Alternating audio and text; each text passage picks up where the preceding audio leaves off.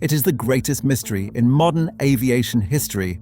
On March 8, 2014, a Boeing 777 carrying 239 people took off normally from Kuala Lumpur International Airport, only to seemingly vanish without a trace a short time later.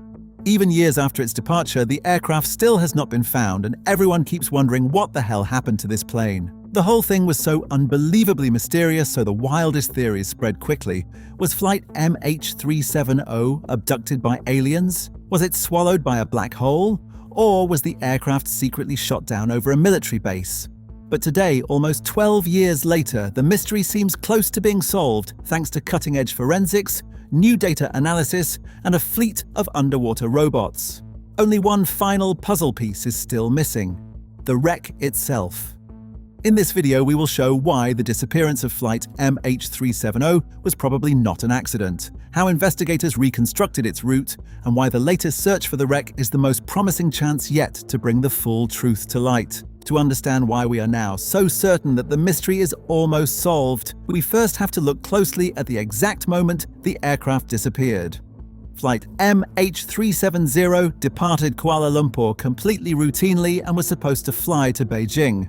In the cockpit were the experienced 53-year-old captain Zahari Ahmad Shah and his young co-pilot Fareq Abdul Hamid. Everything was normal until the aircraft reached the edge of Vietnamese airspace at 1:19 in the morning. With one final radio call, the plane was officially handed off by Malaysian Air Traffic Control. Good night, Malaysia 370. And now comes the crucial detail that investigators today see as the key piece of evidence. The exact moment the aircraft left Malaysian airspace but had not yet checked in with the Vietnamese controller, within a window of just 90 seconds, it happened. The transponder was manually switched off, making the aircraft invisible to civilian air traffic control. Something like that does not happen because of an accident or a fire on board. It was a deliberate human action. Someone in the cockpit wanted to disappear precisely in that brief blind spot. What happened next can be reconstructed from military radar records. The Boeing 777 made a sharp turn, flew back across Malaysia, and navigated exactly along the borders between Thai and Malaysian airspace. Experts call this maneuver border hugging. Anyone flying like that does not want to be detected. So at that point, the aircraft was definitely being actively controlled. On top of that, there is a forensic detail that sends chills down your spine. When the plane made its sharp turn back over the Malaysian island of Penang, the captain's home region, a cell tower on the ground briefly picked up the co-pilot Fareq Abdul Hamid's phone for a few seconds, and that is actually a crucial piece of evidence. It shows that the aircraft was flying low enough, at least temporarily, to get a signal. Some criminal psychologists suspect an emotional motive here. Did the pilot perhaps want one final look at home before disappearing forever with the aircraft? For a long time, many people believed the aircraft may have then flown north toward Kazakhstan. But that mystery has now been solved as well, because although the pilot switched off all communication systems, he either forgot to deactivate one system or was unable to, namely the so-called handshakes of the satellite system. These are automated signals sent to a satellite at regular intervals. In fact, the aircraft continued sending one signal every hour to the satellite for another 7 hours. And from this data, a clear route can be reconstructed. MH370 flew straight south into one of the deepest and most remote parts of the Indian Ocean until the fuel ran out.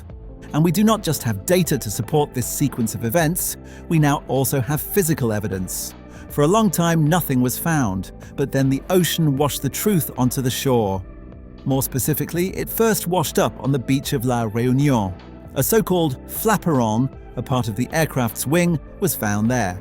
The analysis of this piece of wreckage by French experts was groundbreaking. The fracture edges were jagged and deformed, which in turn means the aircraft did not attempt a gentle water landing like in the Miracle on the Hudson.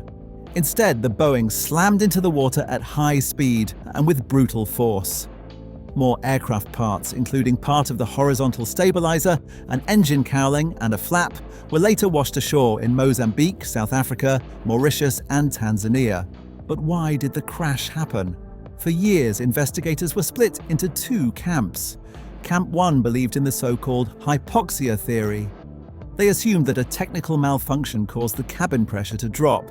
Everyone on board lost consciousness as a result, and the aircraft then continued flying on autopilot until the fuel tank was empty. Camp 2 believed it was a murder-suicide. In plain terms, the captain hijacked the aircraft and intentionally crashed it. Today, in the year 2026, almost everything actually points to that being what happened.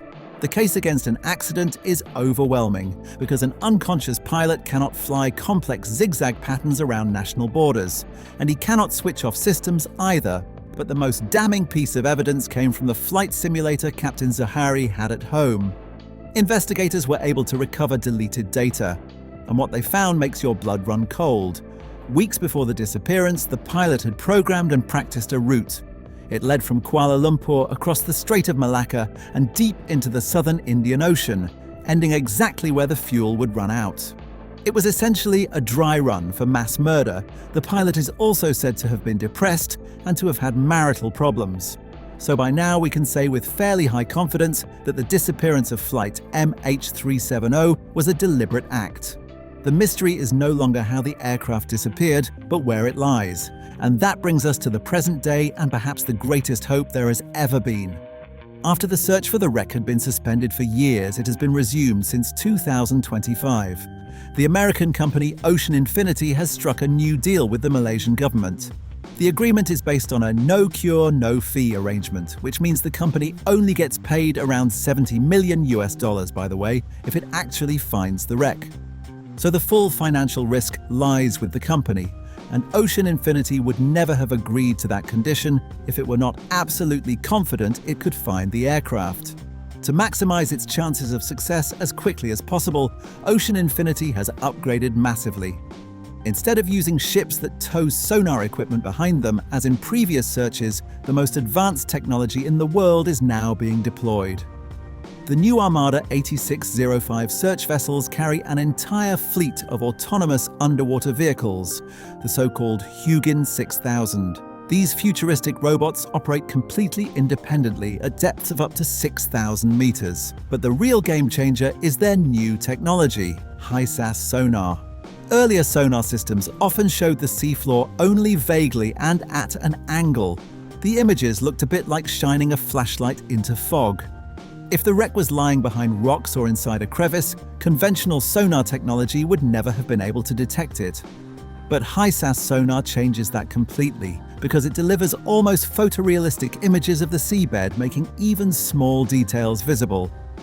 Through so-called drift analyses, in other words, analyses of ocean currents in connection with the debris found so far, along with new calculations, the search area has now also been narrowed down to a hotspot around the 34th to 36th degree of southern latitude. Within this area of 15,000 square kilometers lies the Broken Ridge, an underwater mountain range marked by canyons and volcanoes. It is considered one of the most difficult underwater terrains in the world to explore, and with the technology used up to now, there would have been no chance of finding anything there.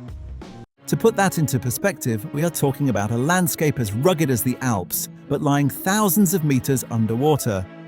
There are extinct volcanoes, sheer cliffs, and deep trenches as vast as the Grand Canyon. And that was exactly the problem with the earlier searches. The old sonar devices were dragged through the water on long cables and simply scanned right over these deep fissures. If the wreck had slipped into one of those trenches, it would have remained invisible. Thanks to HISAS sonar technology, the autonomous robots can now scan the area meter by meter. The robots can even dive directly into every canyon and trench. In plain terms, if the aircraft is anywhere in this area, which, as already mentioned, is where all the evidence now points, then for the first time ever, a technology is being used that can actually find it there, no matter how difficult the terrain is. So let us sum up where we now stand, more than a decade into the mystery of flight MH370. We know that the aircraft kept flying for hours. We know from the debris that it broke apart in the Indian Ocean. There is evidence that the captain practiced this exact maneuver in the simulator. The search zone has been narrowed down significantly through analysis and calculation, and we now have robots in operation that can examine the seafloor with precision down to the meter, even under the worst possible conditions. What the whole world considered an unsolvable mystery since 2014 has now become something close to certainty. Many experts are therefore convinced that it is no longer a question of whether the aircraft will be found, but only when one of the Hugin robots discovers the wreck.